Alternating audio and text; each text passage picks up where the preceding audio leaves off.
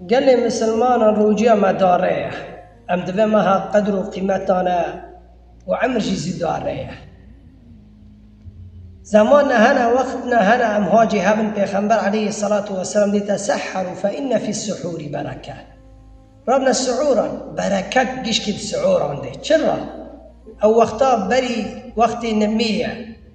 او زمانا بري زمان النمية دور دا قدر وقيمتك برهي قال لي مسلمان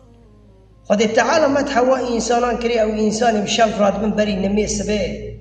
ديو المستغفرين بالأسحار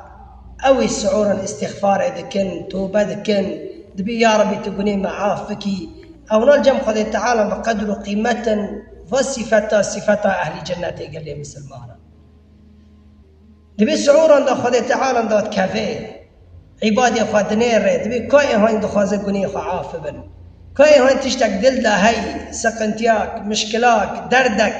دخوازه دردي خمرة بيجي الدردي بيجي را درمانك فوقت سعورا بركته ربنا وي بركته سر برا ورا درباس نبي امتدى بانا ربي خاكن بيا ربي تروجا مجمع قول بكي عبادته مجمع قول بكي تمجبه بركتي ذي ما هي معلوم تمحروم نكي چه درده ما هي چه سقنتي ما هي ام ربي خرا بيجن قاپی خودم وکرنه کسی بوش براناده قاپی خودم وکرنه کسی بوش براناده